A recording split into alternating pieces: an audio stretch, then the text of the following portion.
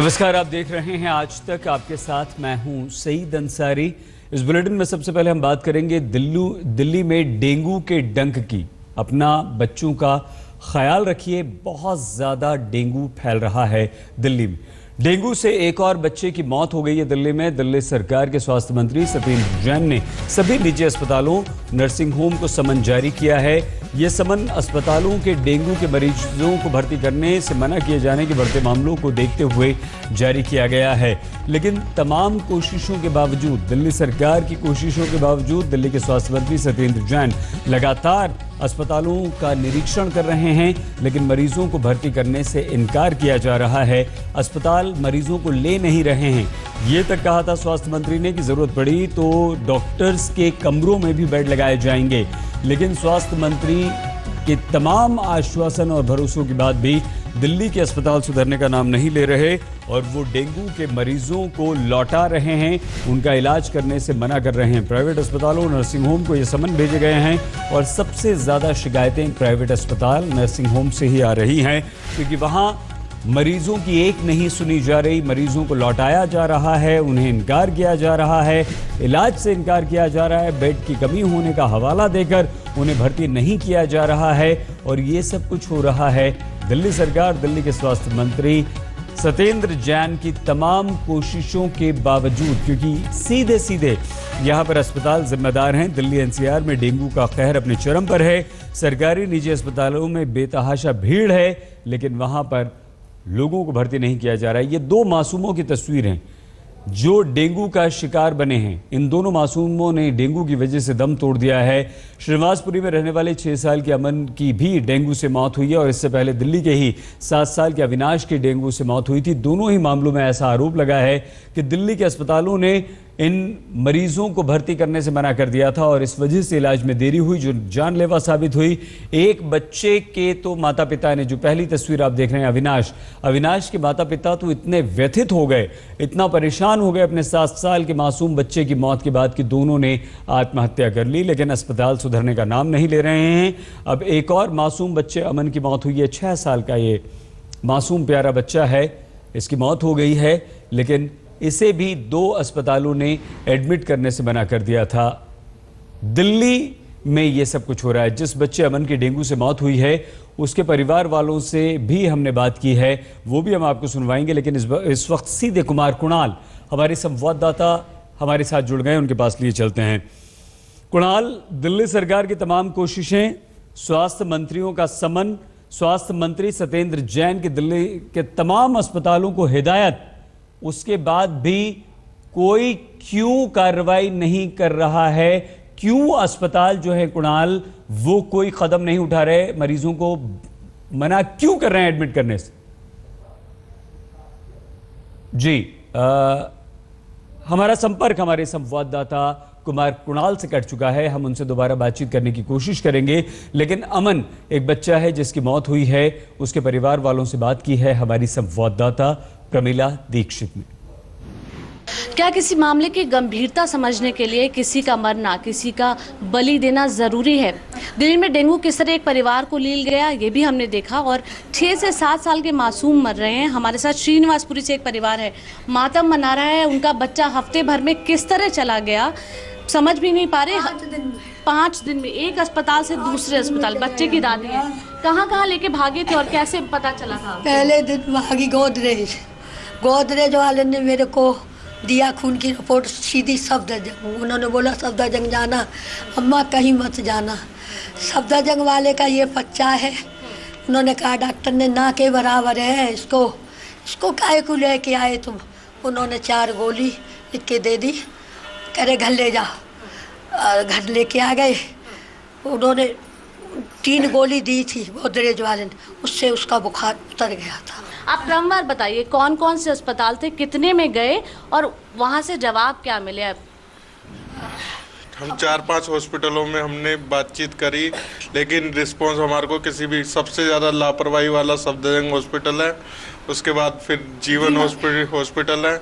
और किससे हम कर सकते हैं? अगर सफदरजंग वाले हमें सही तरीके से बताते तो आज हमारे को ये दिन देखना नहीं था। आपने 2 अस्पतालों में फोन भी किया था, दिल्ली के स्वास्थ्य मंत्री देखेंगे, उन्हें मालूम चले वो जो बात कह रहे हैं आखिर अस्पतालों की क्या स्थिति है। हाँ, वहीं से मूलचंद हॉस्पिटल से ही हमें बत्रा हॉस्पिटल का फ़ोन नंबर मिला और मैक्स का नंबर मिला, तो हमने वहीं से फ़ोन किए दोनों हॉस्पिटलों को। दोनों में बताया गया कि बेड नहीं है। मूलचंद हॉस्पिटल में तो उन्होंने भी मना कर दिया कि बेड नहीं है। फिर लास्ट में सफदरजंग लेके गए। सफदरजंग में जब इतना परेशान देखा कि इतना तबीयत खराब होने के बाद भी कुछ रिस्पॉन्स नहीं मिल रहा है, तो फिर वहाँ से फिर होली फैमिली लेके आए। होली फैमिली में उन्होंने ये एडमिट कितनी देर ये पूरा कार्यक्रम करीब 4 घंटे इसमें लग गए। रात को 2 बजे से लेकर हम करीब वही 4-5 बजे तक। टाइम का तो हमें पता नहीं है कि हमें पता लिखा होगा हमें कोई, हम तो उसको देख। बच्चे की डेथ कहाँ हुई और किस ये होली फैमिली के अंदर। कुमार कुणाल हमारे संवाददाता इस वक्त हमारे साथ हैं, उनसे बात करते हैं। कुणाल, सत्येंद्र जैन दिल्ली के स्वास्थ्य मंत्री ये कहते हैं कि सभी अस्पतालों को निर्देश दिया गया है, कई अस्पतालों का उन्होंने निरीक्षण किया है, लेकिन अस्पतालों पर कोई सरकार मंत्री की बातों का असर क्यों नहीं? यही सवाल है कि लगातार सरकार की तरफ से भी निर्देश जा रहे हैं सईद, और लगातार मीटिंग भी कर रही है सरकार। आज तमाम प्राइवेट अस्पतालों की मीटिंग बुलाई है शाम को 7 बजे दिल्ली के स्वास्थ्य मंत्री सत्येंद्र जैन ने। लेकिन जिस तरीके से जो रिपोर्ट आ रही है और जिस तरीके से साफ तौर पर ये पता चल रहा है कि किस तरीके से तमाम प्राइवेट अस्पताल हो या नहीं, तो इसका मतलब क्या हुआ कुणाल, इसका मतलब ये हुआ अस्पतालों को ये लगता है कि मंत्री जी दौरा करते हैं मीडिया के कैमरों के सामने खबर में आने के लिए, खबर दिखाने के लिए, और हम पर कोई कार्रवाई करेंगे नहीं। हम स्वतंत्र हैं। हम 2 बच्चों की मौत हो गई है, सैकड़ों मरीज हैं, लगातार मरीजों की तादाद कुणाल बढ़ रही है, तो क्या इसके लिए हम जिम्मेदार सीधे सीधे दिल्ली के स्वास्थ्य मंत्री को ठहराएं कि उनका कोई असर ही नहीं है, अस्पताल उनकी बात ही नहीं मान रहे हैं? बिल्कुल, और यही सबसे बड़ी चिंता की बात है कि आम आदमी जाए तो जाएगा कहां पर, क्योंकि अस्पताल उनकी बात सुनने को राजी नहीं है, भर्ती करने के लिए राजी नहीं है, और जब भर्ती नहीं हो रही है तो मौत निश्चित तौर पर बढ़ेगी। 2 बच्चों की मौत हो चुकी है दिल्ली में, और इस तरीके के जो बयानबाजी है, बयानबाजी से बढ़कर, मीटिंग से बढ़कर जो जमीनी हालात हैं, वो चाहे केंद्र सरकार के अस्पताल हो, चाहे दिल्ली सरकार के हो, या फिर प्राइवेट नर्सिंग होम्स हो, सब जगह एक ही हाल है। और सरकार कहीं कहीं तरीके से कई फ्रंट्स पर विफल साबित होती हुई दिखाई दे रही है। तो निश्चित तौर पर जो एमसीडी है, जिसको ये पूरी डेंगू की रोकथाम करनी चाहिए थी, वो भी एजेंसी फेल होती हुई दिखाई दे रही है। तो दिल्ली वाले सरकार के भरोसे तो है, लेकिन सरकार और प्राइवेट।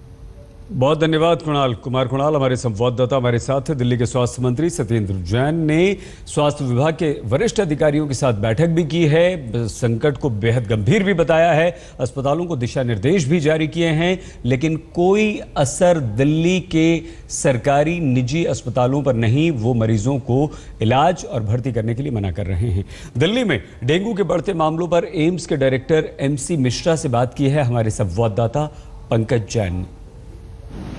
देश की राजधानी में डेंगू के मामले दिन ब दिन बढ़ते जा रहे हैं। ऐसे में राजधानी में सबसे बड़ा चिकित्सक संस्थान एम्स, यहां पर किस तरह से व्यवस्था की गई है, हमारे साथ बातचीत करने के लिए हैं डायरेक्टर MC मिश्रा। सर, जिस तरह से डेंगू दिन ब दिन बढ़ते जा रहा है, सबसे पहला मेरा सवाल यही है कि अब तक कितने मामले जो हैं वो आपके पास तक पहुंचे हैं, और जो सवाल खड़े किए जाते हैं कि मरीजों को दाखिला नहीं मिलता, उसको किस तरह से आप उसके लिए निपट रहे हैं? इसमें मैं यही कहना चाहूँगा कि जैसे अभी हमारे चिकित्सा अधीक्षक ने भी आंकड़े बताए थे कि OPD में और इमरजेंसी में आने वालों की संख्या तो बहुत ज़्यादा है, और हमने लगभग 300 पेशेंट्स को एडमिट करके उनका ट्रीटमेंट किया है एम्स चिकित्सालय में। और मैं समझता हूँ कि जो बात जनता तक पहुँचाने वाली है वो ये बहुत महत्वपूर्ण है कि डेंगू के हर मरीज को अस्पताल में भर्ती की आवश्यकता नहीं होती है। जो इलाज, अगर आप कहें जो भी इलाज उसका है, कोई दवाई तो उसके लिए होती नहीं है, लेकिन जो हम लोग बहुत ज़्यादा एम्फेसाइज करना चाहते हैं और जिस पर जोर डालना चाहते हैं वो ये है कि लोग अपना स्वास्थ्य अपने हाथ में लें, और हाइड्रेशन का विशेष ख्याल डेंगू के फीवर के दौरान और फीवर ठीक होने के बाद, क्योंकि जो प्लेटलेट की मात्रा गिरती है वो फीवर कई बार नॉर्मल होने के बाद गिरना शुरू होती है, तो उस समय हाइड्रेशन रहना बहुत आवश्यक होता है। और अगर डेंगू की डायग्नोसिस बन गई है तो एक प्रिकॉशन यही लेनी होती है कि अगर थोड़ा सा भी आपको लग रहा है कि आपके सांस फूल रही है या पेट में थोड़ा सा सूजन आ रही है तो इमीडिएटली फिर से जाना चाहिए, और अगर टेस्ट वगैरह सब ठीक है तो आप फिर से घर पे आ जाएं।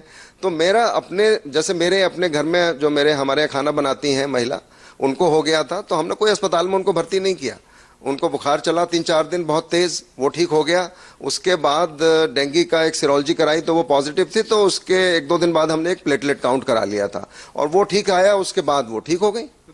घबराने की जरूरत नहीं है, ये आप कह रहे हैं। और कहीं बिल्कुल क्योंकि कहीं ना कहीं ऐसे में आपको लगता है कि इंतजाम जो है किस तरह के एम्स की तरफ से किए गए हैं? सरकार कह रही है कि बेड बढ़ाने के लिए हमने आदेश दे दिए हैं। क्या बेड वाकई में बढ़ाए जा सकते हैं अस्पताल के अंदर? देखिए, बेड जो बढ़ाते हैं या किसी भी डिजास्टर सिचुएशन में जो बेड सर्ज कैपेसिटी बोलते हैं उसको, वो एग्जिस्टिंग हॉस्पिटल में से ही उसको निकाला जाता है। और उसको निकालने के कई तरीके हैं।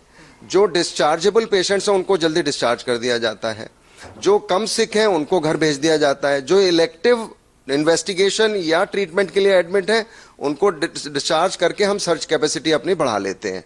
क्योंकि आप इस बात से एग्री करेंगे कि एकदम से कोई नया वार्ड नहीं क्रिएट किया जा सकता, और सर्च कैपेसिटी बढ़ाने की प्रक्रिया डिजास्टर मैनुअल में दी हुई होती है।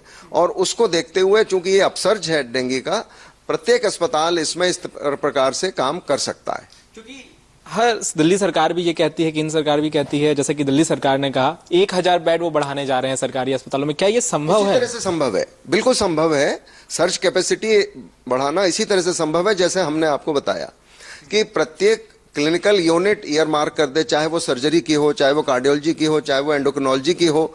प्रत्येक यूनिट कुछ अपने बेड्स को ईयर मार्क कर दे।